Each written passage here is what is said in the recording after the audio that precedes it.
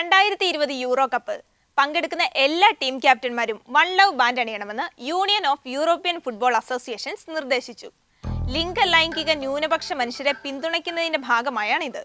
എന്നാൽ Portugal captain Cristiano Ronaldo മാത്രം യുവേഫയുടെ നിർദ്ദേശം അനുസരിച്ചില്ല.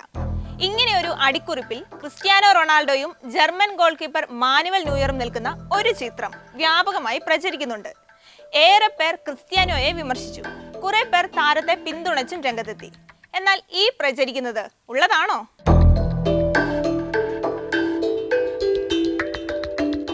ആദ്യം എന്താണ് ഈ വൺ ലവ് ബാൻഡ് എന്ന് പറയാം.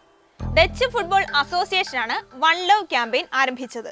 മനുഷ്യരെ ഒന്നായി കാണാനും വിവേചനങ്ങൾക്ക് അതീതമായ ചിന്തയ്ക്ക് കാൽപന്തിനെ മാധ്യമമാക്കാനുമാണ് അവർ ഈ ലക്ഷ്യമിട്ടത്. ഈ ക്യാമ്പയിൻ തുടങ്ങിയത് ഇപ്പോഴൊന്നുമല്ല, 4 കൊല്ലം മുൻപ് 2020-ലാണ്. വെള്ള പശ്ചാത്തലത്തിൽ പല വർണ്ണത്തിലുള്ള ഒരു ഹൃദയ ചിഹ്നത്തിന് ഇരുവശവുമായി വൺ ലവ് എന്ന ഹാഷ്ടാഗ് എഴുതിയ ബാൻഡും ക്യാപ്റ്റന്മാർ കണിയാനായി അവർ രൂപകൽപ്പന ചെയ്തിരുന്നു.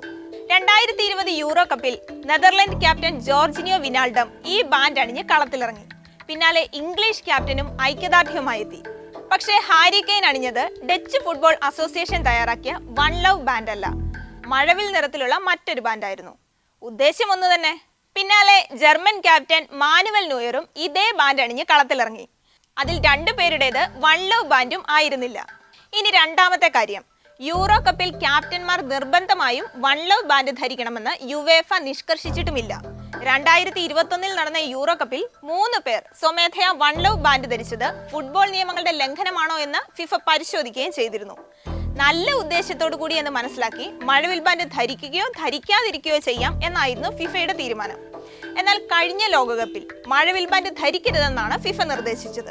ലോകകപ്പ് നടന്ന ഖത്തർ ലിംഗലൈംഗിക ന്യൂനപക്ഷ അവകാശങ്ങളെ അംഗീകരിക്കാത്ത രാജ്യമായതുകൊണ്ടാണ് ഇത്.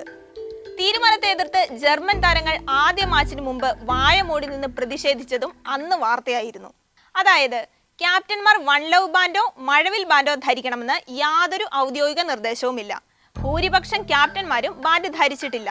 ഇനി ചിലർ അണിഞ്ഞെന്നും വരാം. എന്നാൽ വിമർശനങ്ങൾ CR7 നേർക്ക് മാത്രമായിരുന്നു.